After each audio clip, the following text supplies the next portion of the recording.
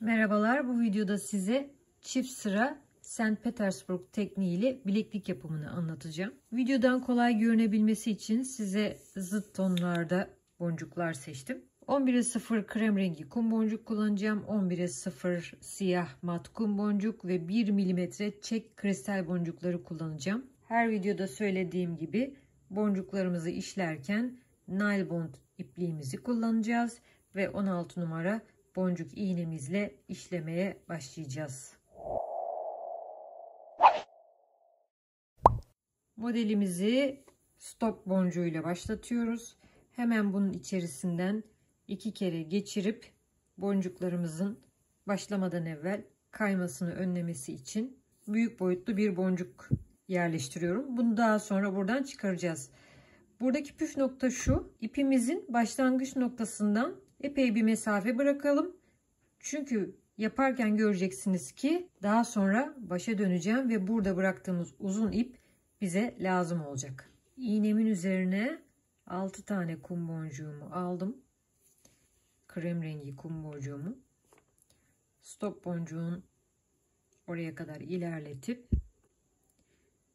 3. ve 4. boncukları seçerek, bakın biraz daha yakın göstermeye çalışacağım. İğnemi 3. ve 4. kum boncukların içerisinden aşağıdan yukarı doğru geçiriyorum.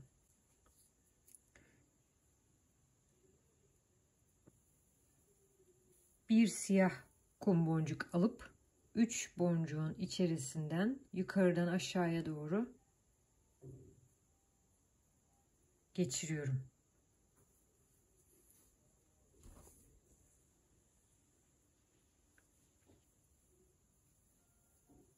Şu şekilde. Şimdi bir kristal boncuğumu aldım. 2 krem boncuğun içerisinden iğnemi aşağıdan yukarıya doğru geçiriyorum. İyice sıkıştırıyorum, gevşeklik kalmasın diye. Şu andan itibaren yapacağım her şey birbirinin tekrarı olacak.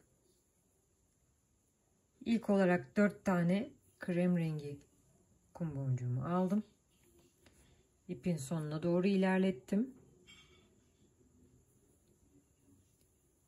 2 krem boncuğun içerisinden, bakın, aşağıdan yukarıya doğru geçirdim. Elimle sıkıştırıyorum boşluk kalmaması için. Bir siyah kum boncuğu aldım. Yukarıdan aşağıya 3 krem rengi boncuğun içerisinden iğnemi geçirdim. Bakın.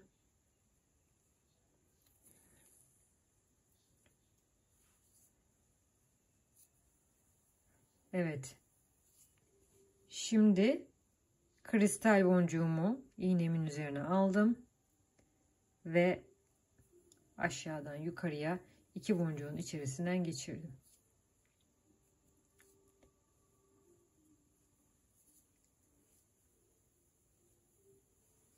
Hepsi bu kadar.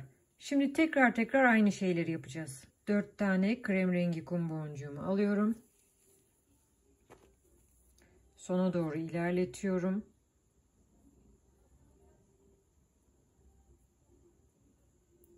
Üçüncü ve 4. boncukların içerisinden aşağıdan yukarıya doğru iğneyi geçiriyorum.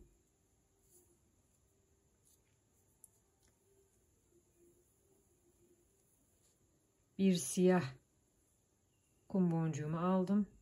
Krem rengin içerisinden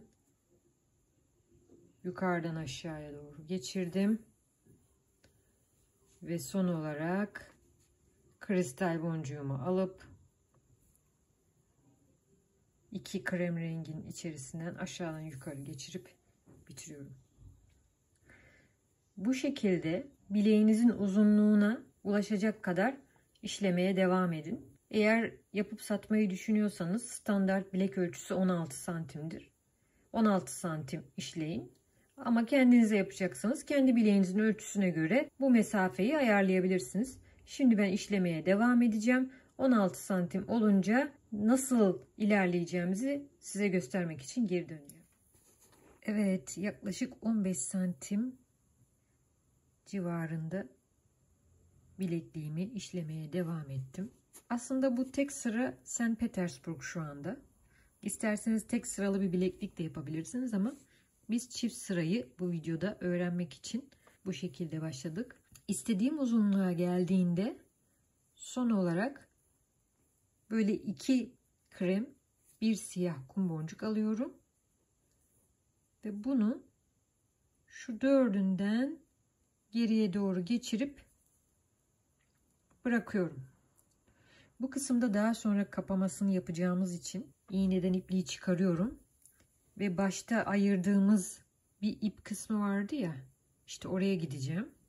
Şimdi bu stop boncuğunu alalım buradan, ucu iğneden geçirelim. Evet, başladığımız noktaya geri döndük. İlk başta ne yapmıştık? 6 tane krem rengi boncuğu iğnenin üzerine almıştık. Yine aynısını yapacağız.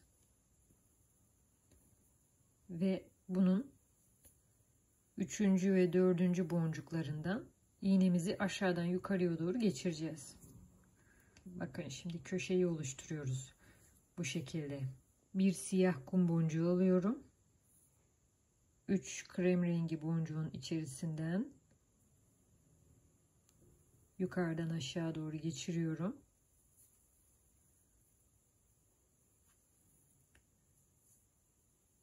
Ve bakın bu köşe olacak ya, kristalin içinden geçirip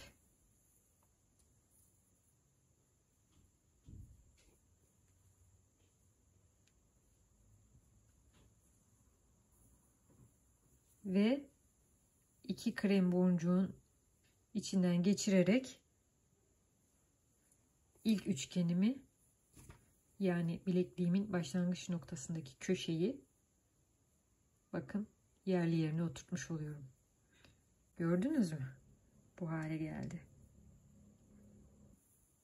Şimdi bu kısımda bilekliğim için bir halka takma kısmı yapmak istiyorum.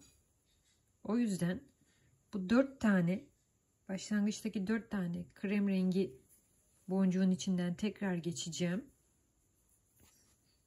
Ve iğnemin üzerine 6 tane krem rengi boncuk alacağım.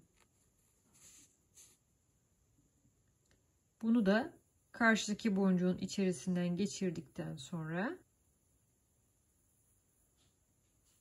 gördünüz mü? Şimdi halkayı oluşturuyorum. Nereden geçtiğimi göstereyim. İyice şuradan görün. Yanındaki boncuğun içerisinden geçtim ve çektim. Halkamı oluşturdum.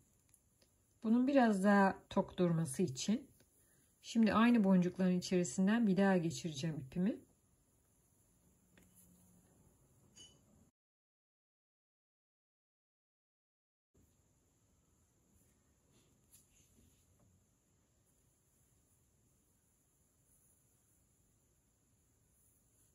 İpimi ilerletiyorum sadece.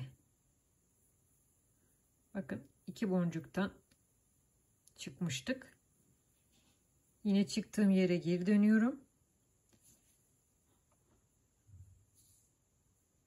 Ve kaldığım yerden devam edeceğim.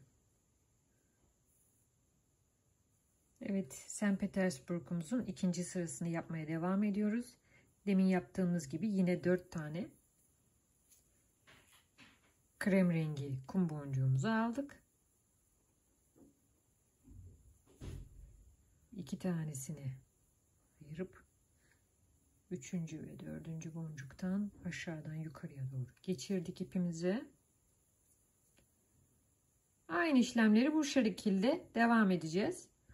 Bir kez daha göstereceğim. Bakın. Buradayız. Şimdi siyah kum boncuğumu aldım. 3 krem rengi kum boncuğun içerisinde geçirdim. Bakın.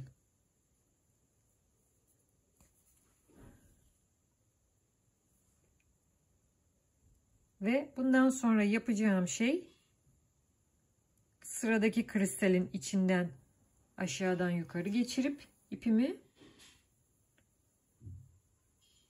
iyice sıkıştırdıktan sonra 2 krem rengi kum boncuğumla beraber, bakın şimdi yerine nasıl oturduğunu göreceksiniz. Gördünüz mü?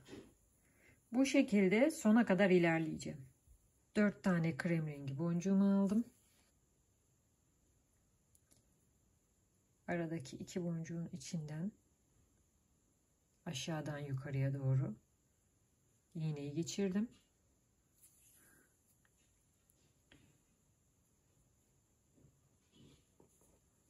Bir siyah kum boncuğumu 3 krem rengi kum boncuğun içinden yukarıdan aşağı doğru geçiriyorum ve kristalin içinden aşağıdan yukarıya, sonra da 2 tane krem rengi boncuğun içinden aşağıdan yukarıya geçirip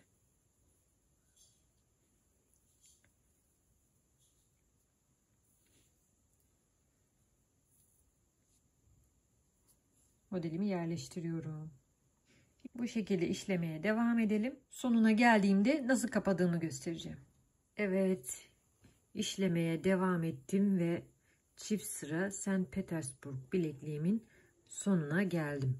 Buraya da başlangıçtaki gibi papağan ve halka takma yeri olarak bir halka yapmaya çalışacağız. Bunun için ipimi karşı sıradaki 2 boncuğun içerisinden geçireceğim. İğnenin üzerine 6 tane kum boncuk alacağım. İpin sonuna doğru ilerletiyorum. Ve yine karşıdaki 2 kum boncuğun içerisinden geçiriyorum.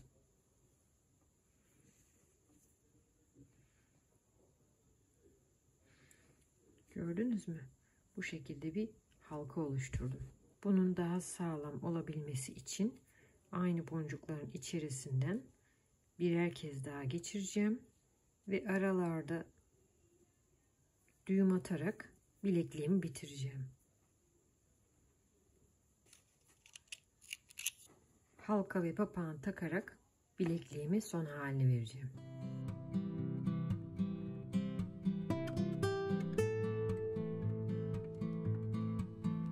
Evet, bir bileklik yapımı videosunun daha sonuna geldik. Umarım sizler için faydalı bir video olmuştur.